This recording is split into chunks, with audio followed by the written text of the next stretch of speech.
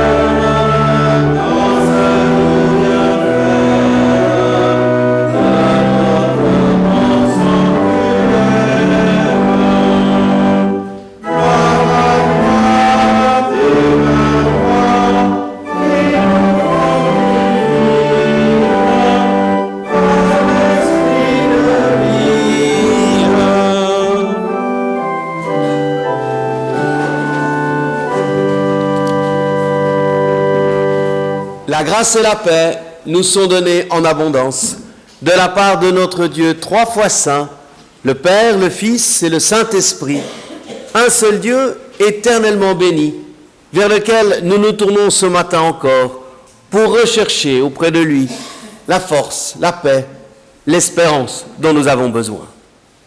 Bienvenue à chacune et chacun d'entre vous ce matin pour ce temps de célébration matinale.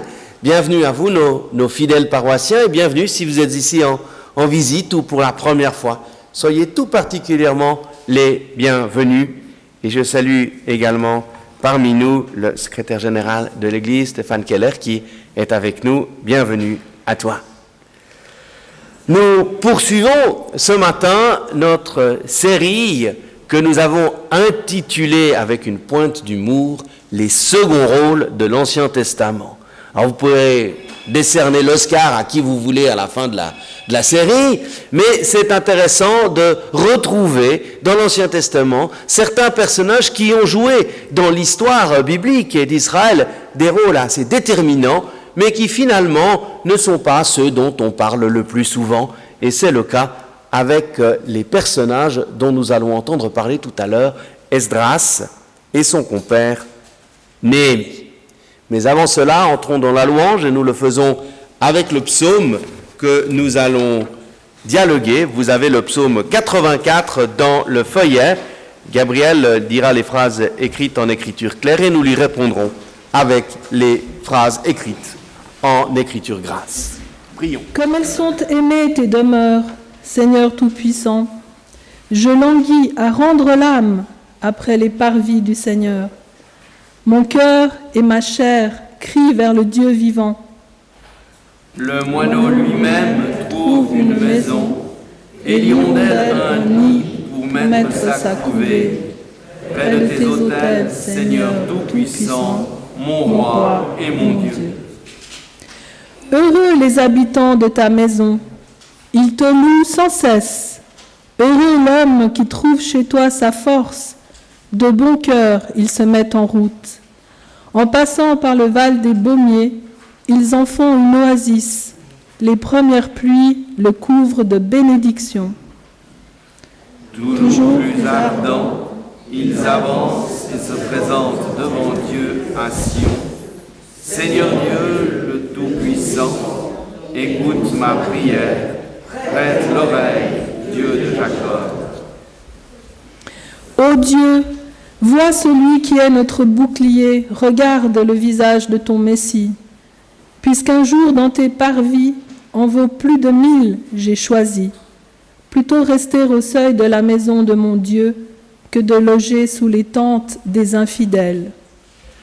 Oui, le Seigneur Dieu est un soleil et un bouclier. Le Seigneur donne la grâce et la gloire. Il ne refuse pas le bonheur à ceux qui vont sans reproche. Seigneur Tout-Puissant, heureux l'homme qui compte sur toi. Amen.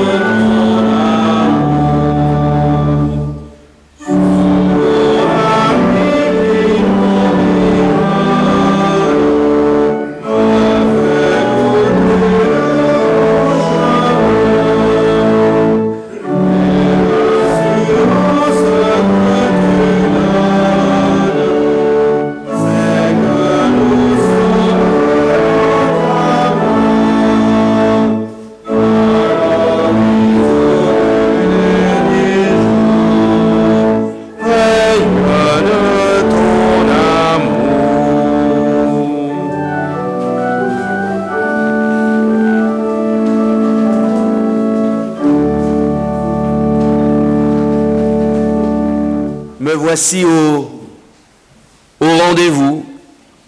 J'ai souvent laissé de côté ce temps de rencontre avec toi, que maintenant j'ai envie de me tenir simplement devant toi tel que je suis. Alors, prends-moi la main, écoute-moi. J'ai envie de te dire tout bas tout ce qui me tracasse, me gêne, tout ce qui obscurcit ma vie. Bien souvent, c'est le manque de toi, parce que je pensais me suffire et ne rien devoir recevoir de toi. Or, aujourd'hui, je me place devant toi et je suis bien, confiant. Je sens la douceur de ton regard sur moi. Et ici, tout est grâce et je ne suis plus écrasé par mes jugements. Mon Dieu, qu'il fait bon sentir ton regard d'amour sur moi et de recevoir ton pardon. Amen. Faisons un instant silence devant Dieu.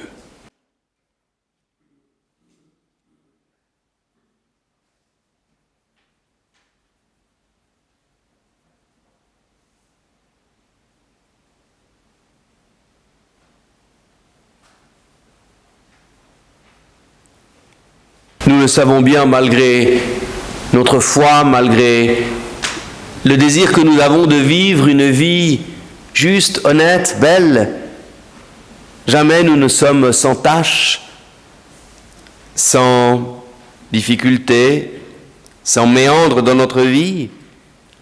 Et le Seigneur, lui, nous reçoit et nous accueille, non pas tels que nous sommes, mais toujours tels que nous sommes appelés à être. Ainsi, déjà, il nous regarde comme ces êtres de lumière, sans tache.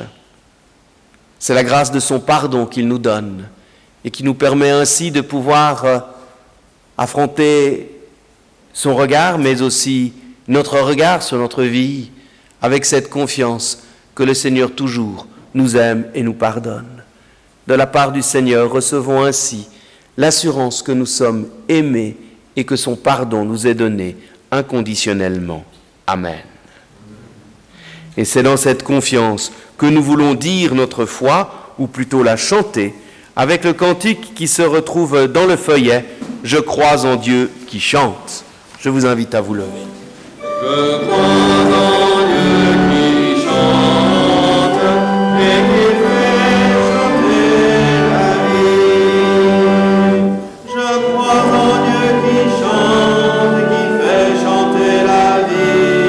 Bonheur, amour et vie sont des chansons de lui.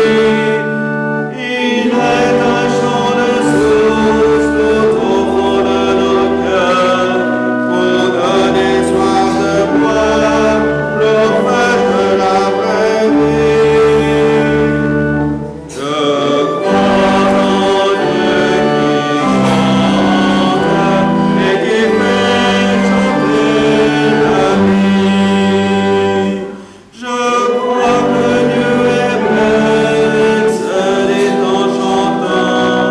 Il fait autour de nous chanter la création.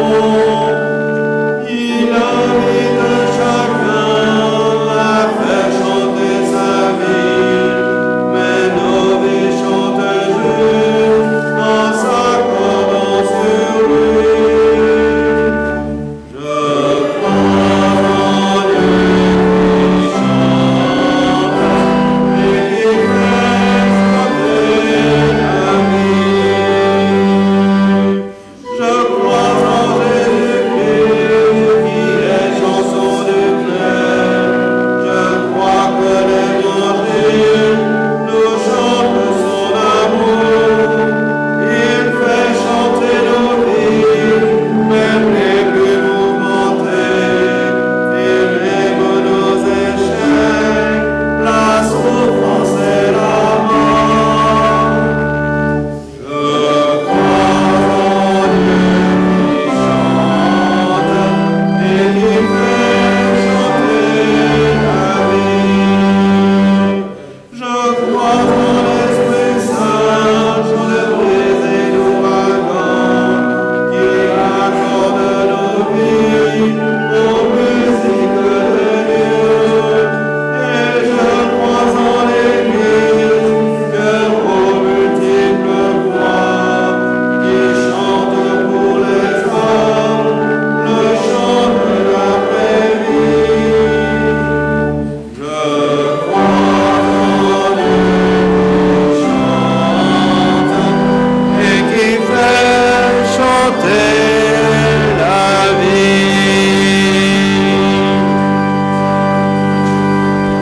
Prions d'après les paroles d'Élie Wiesel.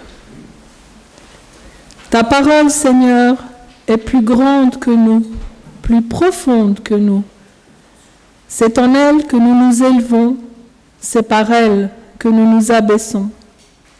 Elle est le refuge pour l'exilé et l'exil pour le suffisant. Comment ferions-nous pour prier sans elle? Comment ferions-nous pour pleurer, pour espérer? Quand nous sommes en danger, elle nous enveloppe. Laissons-la nous pénétrer et nous abreuver. Donnons-nous à la parole et nous recevrons d'elle ce que la vie a de plus beau et de plus généreux, ton élan de vie, Seigneur. Amen. Et nous lisons dans Néhémie au chapitre 8. Tout le peuple, comme un seul homme, se rassembla sur la place qui est devant la porte des eaux, et ils dirent à Esdras le scribe d'apporter le livre de la loi de Moïse que le Seigneur avait prescrite à Israël.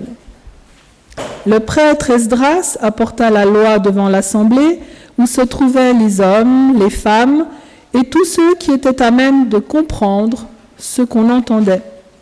C'était le 1er jour du 7e mois.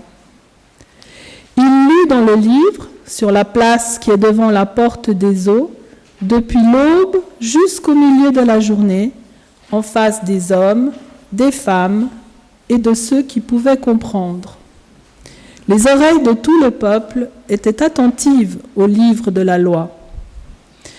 Le scribe Esdras était debout sur une tribune de bois qu'on avait faite pour la circonstance. Il ouvrit le livre aux yeux de tout le peuple, car il était au-dessus de tout le peuple, et lorsqu'il l'ouvrit, tout le peuple se tint debout. Et Esdras bénit le Seigneur, le grand Dieu, et tout le peuple répondit « Amen, Amen » en levant les mains. Puis ils s'inclinèrent et se prosternèrent devant le Seigneur, le visage contre terre. Les Lévites, qui expliquaient la loi au peuple, et le peuple restait debout sur place. Ils lisaient dans le livre de la loi de Dieu, de manière distincte, en donnant le sens, et ils faisaient comprendre ce qui était lu. Alors, Néhémie le gouverneur, Esdras le prêtre scribe et les Lévites, qui donnaient les explications au peuple, dirent à tout le peuple, « Ce jour-ci est consacré au Seigneur votre Dieu. Ne soyez pas dans le deuil et ne pleurez pas, car tout le peuple pleurait en entendant les paroles de la loi. Il leur dit, « Allez, mangez de bons plats, buvez d'excellentes boissons, et faites porter des portions à celui qui n'a rien pu préparer. Car ce jour-ci est consacré à notre Seigneur. Ne soyez pas dans la peine, car la joie du Seigneur, voilà votre force. »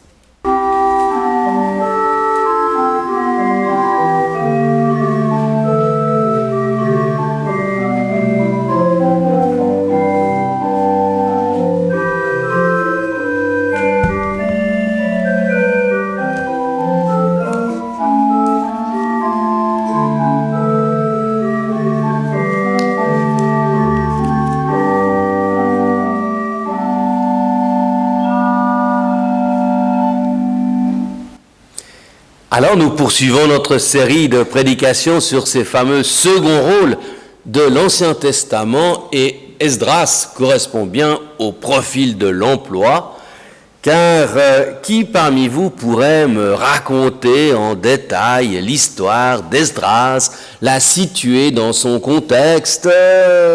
Je ne veux pas vous faire offense, mais je pense qu'à moins d'être un féru d'histoire biblique, c'est quand même assez compliqué. Et pourtant, Esdras, le prêtre, et son compère, Néhémie, gouverneur, ont joué un rôle absolument déterminant dans l'histoire d'Israël. L'histoire se situe au retour de l'exil babylonien. Vous le savez sans doute, vous en souvenez, en 587, Jérusalem est envahie, le temple est détruit, et le peuple, en tout cas toute son intelligentsia, est déporté à Babylone. C'est un véritable traumatisme pour Israël après la disparition du royaume du Nord. Voici que le royaume du Sud, Juda, avec Jérusalem, le lieu vraiment d'habitation de Dieu dans le temple, tout ça est détruit, démoli.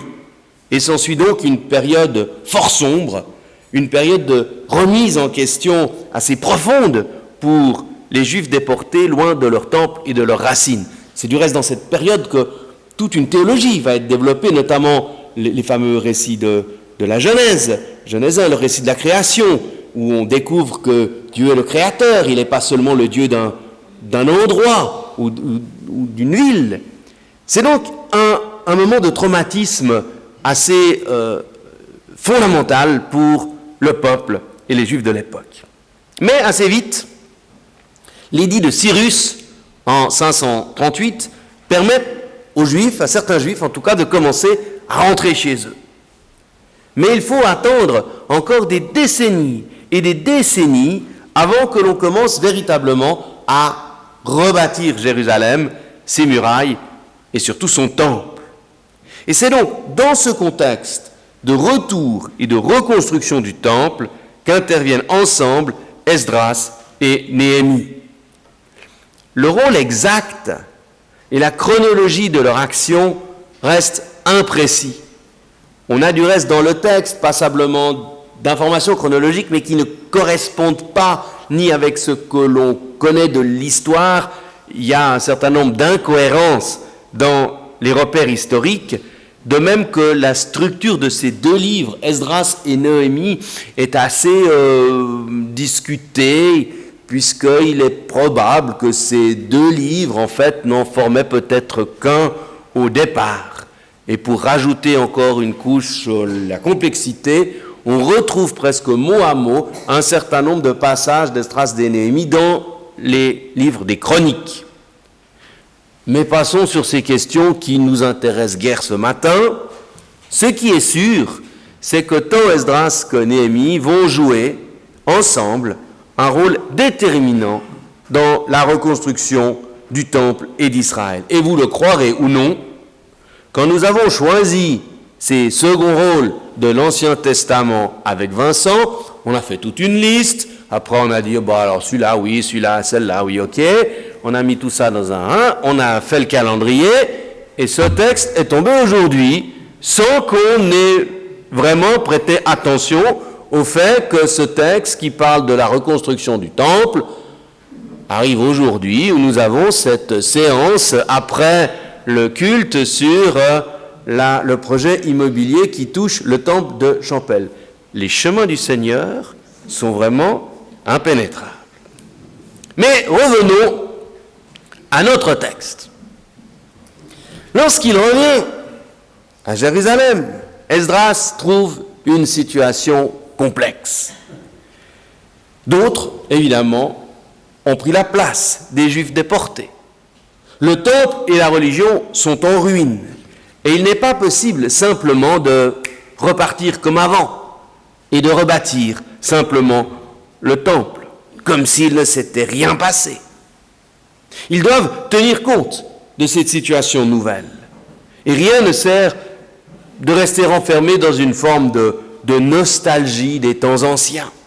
Il faut reconstruire, il faut relever les manches, il faut faire du neuf, tout en s'appuyant sur le passé, sur les racines. Alors que garder? Que changer? Comment faire du neuf en s'appuyant sur l'histoire et la tradition? Voilà les questions que doit se poser Esdras. Des questions qui immanquablement résonnent à nos oreilles de chrétiens du XXIe siècle, alors que nous aussi, nous devons reconstruire nos églises, notre Église, sans nostalgie du passé, mais en s'appuyant sur nos racines. Dans le chapitre que nous venons de lire, on voit le peuple assemblé à l'écoute de la parole, de l'aube jusqu'à tard dans la journée. Je ne ferai pas aussi long, je vous rassure. Esdras place toutefois la parole de Dieu au centre. On construit même une estrade pour que cette parole de Dieu soit vraiment là, au cœur du peuple. Et ce qui est intéressant, c'est que cette parole n'est plus directement accessible au peuple qui en a perdu les codes et qui ne la comprend plus spontanément. Il ne suffit plus de la dire, de la proclamer. Il faut désormais l'expliquer, la traduire, l'interpréter pour la rendre accessible au plus grand nombre. Et c'est le rôle très intéressant dans ce texte des Lévites. Les Lévites expliquaient la loi au peuple, nous précise le texte. Je rentre, fait 2 semaines, de 4 jours de camp avec les catéchumènes dans les Cévennes, où on a pu mesurer l'importance qu'avait la Bible pour ces protestants persécutés. mais pas la Bible comme objet d'idolâtrie, mais la Bible lue, la Bible partagée, la Bible accessible à tous. Et c'est bien encore cela aujourd'hui, le plus grand défi, ou ça l'est peut-être de nouveau, comme au temps de la Réforme. Rendre la Bible, qui est aujourd'hui si méconnue, accessible au plus grand nombre. Et il nous faut nous appuyer précisément sur la tradition des anciens et nous inspirer pour notre temps et avec nos moyens de leur intuition, à savoir rendre la parole accessible au plus grand nombre. Et probablement qu'une des choses qui a le plus changé dans mon ministère dans ces 30 dernières années, c'est le rapport à la parole de Dieu. Comme étudiant en théologie, j'ai essentiellement été formé à ce qu'on appelle l'herméneutique, c'est-à-dire la science qui permet d'interpréter la Bible. Il y avait ceux qui l'interprètent mal et nous qui l'interprétions bien. Et on allait dire comment il fallait interpréter de la bonne manière cette parole. Et c'était un travail passionnant.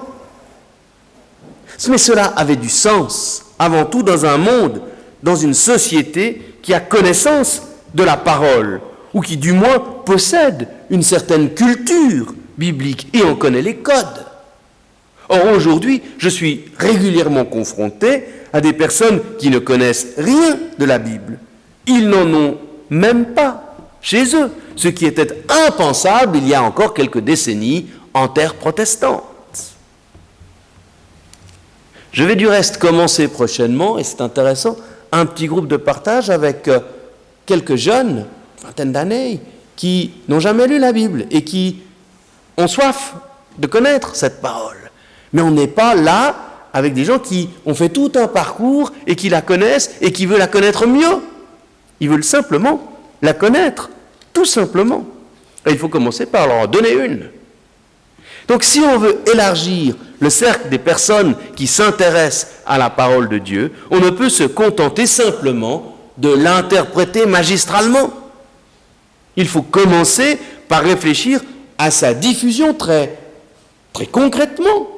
Rendre ce texte, que ce soit en format papier ou d'une autre manière, mais accessible. Et ensuite, notre mission d'en rendre témoignage. À l'image d'Esdras, qui reconstruit Israël, nous devons reconstruire notre Église. En nous inspirant des intuitions fondamentales de la Réforme, à savoir, on l'a dit, rendre cette parole de Dieu accessible au plus grand nombre. Et donner envie au plus grand nombre de la lire. Et cela donc pose aussi la question de nos actions, celles que nous pouvons mener en tant qu'Église et du lien que nous faisons entre nos actions d'Église et la parole de Dieu. S'il y a encore 30 ans, un patient hospitalisé qui voyait arriver un aumônier pouvait immédiatement faire le lien entre, dans le fond, cette visite et l'Évangile. Aujourd'hui, ce n'est plus le cas. Il faut expliquer, finalement, au nom de qui, au nom de quoi, avec quelle valeur nous voulons vivre et témoigner. De même, nos temples. Nos temples ne doivent plus simplement servir au culte du dimanche matin et rester fermés toute la sainte semaine, mais qui doivent, par leur simple présence, et leur seule présence, leur visibilité et leur dimension symbolique, servir la mission au sens large. Le témoignage, celui des chrétiens comme celui de nos actions ou de nos bâtiments, doivent désormais plus clairement renvoyer à la source, c'est-à-dire à la parole de Dieu. Et dans notre monde si déboussolé, où tout désormais semble relatif, discutable, même la vérité la plus élémentaire peut être contestée, où les valeurs de justice, d'égalité, d'attention aux plus démunis sont remises en cause, la parole de Dieu apparaît de plus en plus comme un recours nécessaire, comme une source d'inspiration, comme un rappel des valeurs essentielles qui permettent le vivre ensemble dans ce monde si troublé. Nous devons, en tant que communauté chrétienne, non seulement rendre accessible la parole de Dieu, mais l'offrir au plus grand nombre, comme cette source d'espérance et comme ce socle de valeurs qui doivent dépasser largement le cadre des communautés chrétiennes. Esdras, pour revenir à lui, on l'a dit, arrive dans une période troublée. Mais il apporte précisément ce message d'espérance à sa population déboussolée. Rien n'est jamais perdu. Dieu ne nous abandonne pas. On peut toujours reconstruire, annonce Esdras avec conviction. Mais il a bien compris qu'il ne suffit pas d'aligner des briques pour reconstruire le temple. Il faut une réforme en profondeur. Esdras aura des intuitions géniales, replacer la parole au centre. Il en aura des beaucoup plus contestables, quand il interdit tout mariage, tout lien étroit avec la population qui n'est pas juive.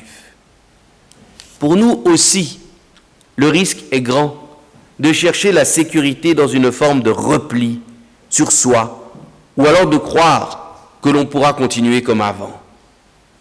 Certes, nos temples n'ont pas été démolis, alors pourquoi s'inquiéter? Mais l'Église que beaucoup d'entre nous ont connue, il y a encore 30 ou 50 ans, n'existe plus. Et ce ne seront ni notre institution, ni nos structures, ou nos bâtiments qui pourront assurer une solidité et un avenir à notre Église, et encore moins un repli sur nous-mêmes. Esdras a cet avantage particulier dans sa mission, il a un charisme certain. C'est lui qui permet de gagner les foules à sa suite et d'engager une réforme en profondeur. Alors nous avons aujourd'hui parmi nous quelques Néhémies, prêts à mettre leurs compétences au service de la reconstruction d'un temple ou de l'administration de l'Église. Mais qui sera notre prochain Esdras, prêt à nous entraîner dans une réforme spirituelle courageuse et nécessaire? Ça, c'est moins évident. Il est clair que nous vivons une situation délicate qui, à bien des égards, est proche de celle qu'a connue Esdras, également par le fait que lorsqu'il rentre à Jérusalem, il découvre qu'entre-temps, la place a été prise par d'autres. Nous devons, nous aussi, toute église protestante que nous sommes, église de Calvin à Genève, bien réaliser que nous ne sommes désormais plus les seuls sur notre territoire et que notre église doit donc se faire ou se refaire une place au cœur de la société. Là encore, rien d'évident. Mais c'est ici que le message d'Esdras résonne comme un message d'espérance. Esdras préfigure presque le message pascal de la résurrection en annonçant qu'avec le Seigneur, on peut toujours se relever et qu'il y a toujours un avenir. Mais pour cela, pour que cette promesse se réalise, Esdras et Néhémie ne cherchent jamais à se mettre eux en avant, mais soulignent l'importance de la dimension communautaire. Et c'est peut-être pour ça qu'ils ont été relégués dans les seconds rôles de l'Ancien Testament. C'est très frappant. Il y a, dans le fond, dans la démarche d'Esdras et Néhémie face au peuple un peu déboussolé, 3 mouvements. Le premier, c'est celui de diffuser la parole, la placer au centre, la rendre accessible. Le deuxième, c'est celui d'expliquer la parole, de l'interpréter, pour que chaque personne puisse l'entendre dans sa réalité propre, non pas comme une parole du passé, mais une parole pour aujourd'hui, une parole chargée d'espérance. Et le troisième mouvement, c'est enfin celui du rassemblement joyeux. On aurait pu diffuser ce matin la fameuse chanson de Charles Trenet, « Il y a de la joie », parce que oui, il y a de la joie, du moins il devrait y en avoir chaque fois que nous sommes rassemblés à l'écoute de la parole de Dieu. Je vous relis ce verset absolument magnifique de la fin du chapitre 8. Tout le peuple pleurait en entendant les paroles de la loi. Esdras leur dit, allez, mangez des bons plats, buvez d'excellentes boissons, faites porter des portions à celui qui n'a rien pu préparer, car ce jour-ci, consacré à notre Seigneur, ne soyez pas dans la peine, car la joie du Seigneur, voilà votre force. La joie du Seigneur, voilà votre force. Et trop souvent,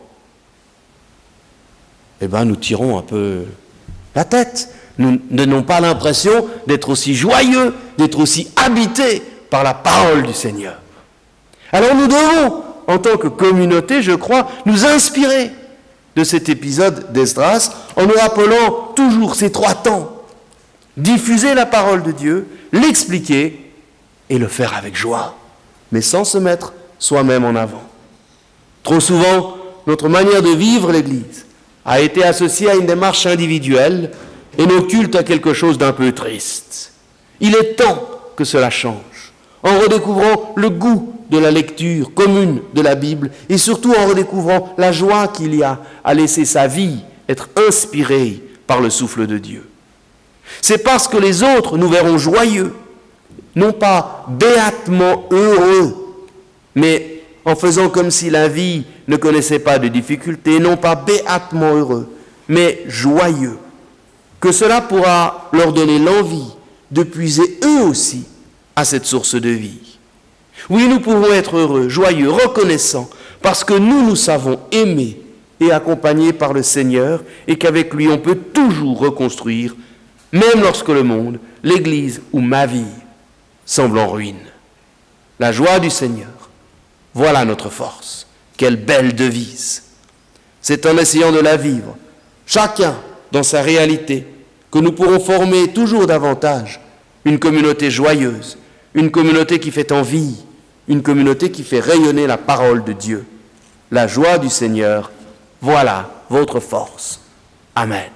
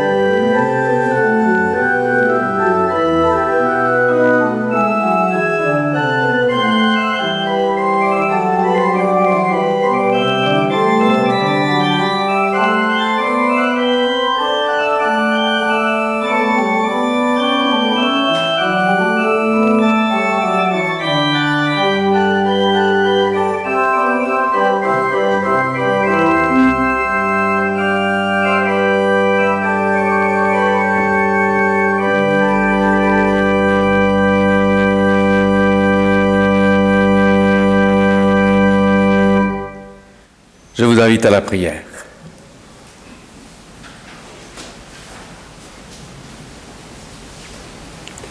Seigneur notre Dieu,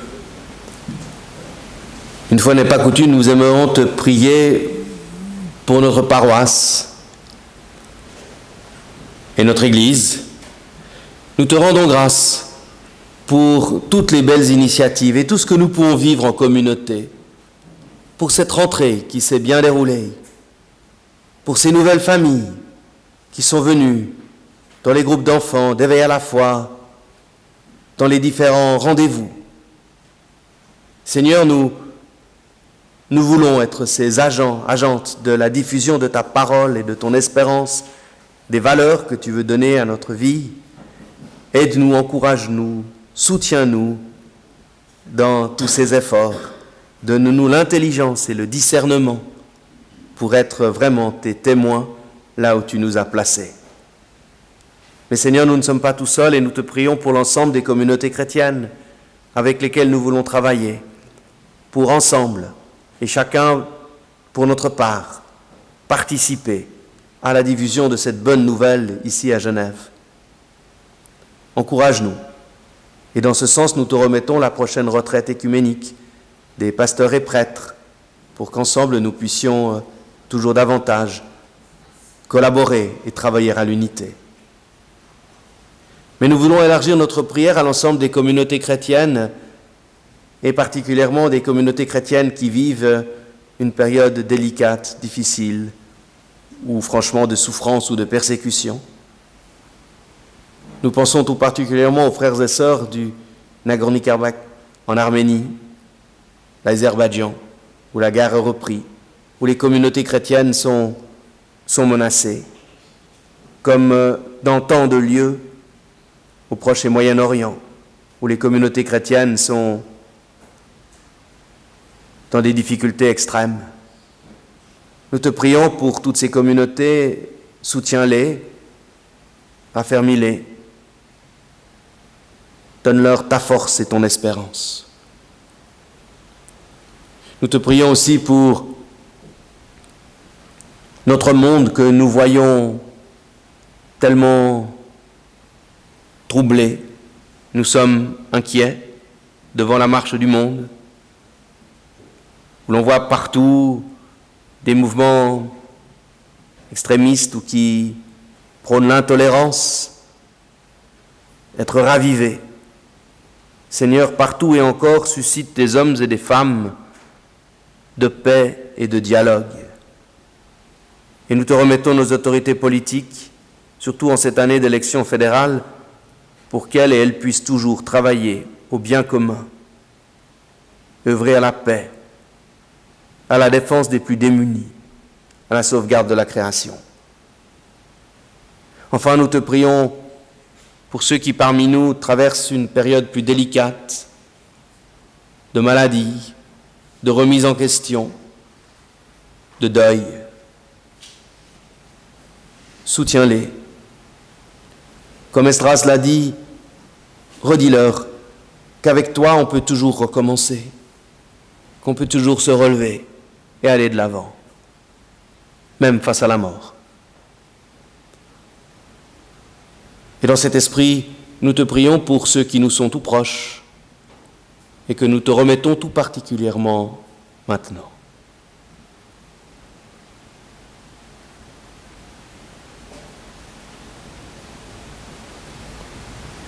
Toutes nos prières, Seigneur, celles qui sont restées dans le secret de notre cœur et celles que nous avons pu partager avec toi, nous voulons les réunir en te disant d'une même voix et d'un même cœur: Notre Père, qui es aux cieux, que ton nom soit sanctifié, que ton règne vienne, que ta volonté soit faite sur la terre comme au ciel.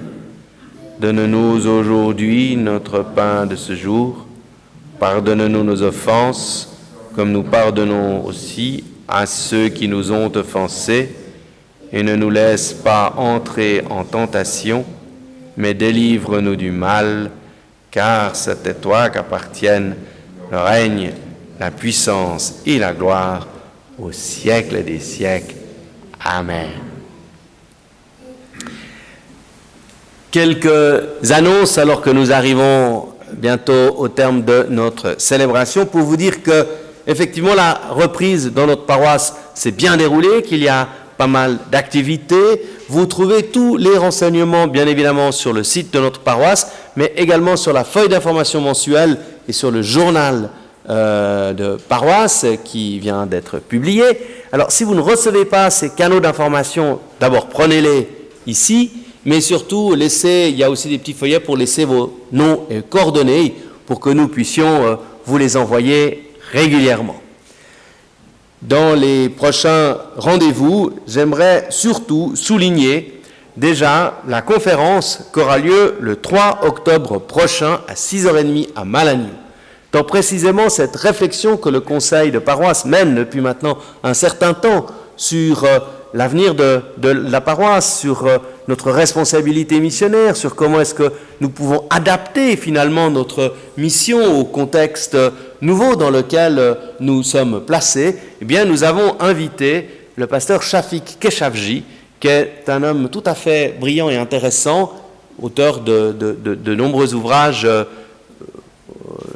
d'ordre très très divers. Le roi, le sage et le bouffon est étonnamment le grand titre qu'il a écrit sur le dialogue interreligieux, mais ce n'est pas le thème de sa conférence. Il vient nous aider à réfléchir précisément à notre mission en tant que communauté. Qu'est-ce que ça veut dire aujourd'hui que d'être protestant dans ce contexte? Alors c'est une rencontre que le conseil de paroisse a souhaité pour sa propre réflexion, mais qui est ouverte à tout le monde, et je vous recommande cette conférence du 3 octobre à 6h30 à Malagnou. Dimanche prochain, nous continuons dans la série des seconds rôles et je me suis régalé à préparer le message sur Jézabel.